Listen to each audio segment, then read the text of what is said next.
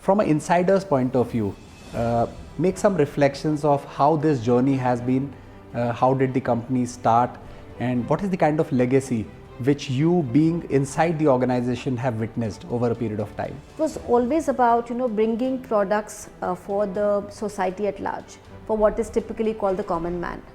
And not only about creating innovation, but bringing products which would give convenience, comfort, mobility, affordability to people.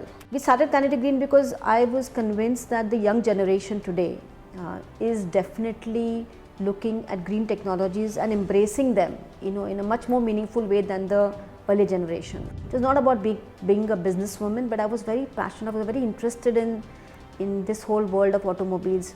When we would go from home to school, we would count the number of Kinetic Hondas on the road. I was a motorcycle rider myself, so I sort of always grew up with this idea that I would be part of Kinetic, and I loved what we were doing.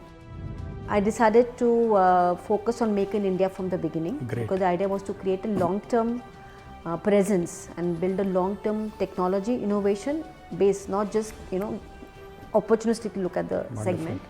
And we created India's first electric three-wheeler platform. It was sort of a ground-up venture.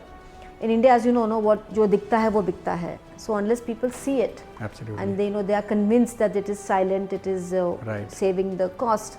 But we had to create that, put that message out there. Right. There's been MHI, Niti Aayog, and I think the overall approach of the government has been very positive. Absolutely. Because e-mobility is aligned with the government's larger purpose of fuel security, Right. Net zero, pollution reduction.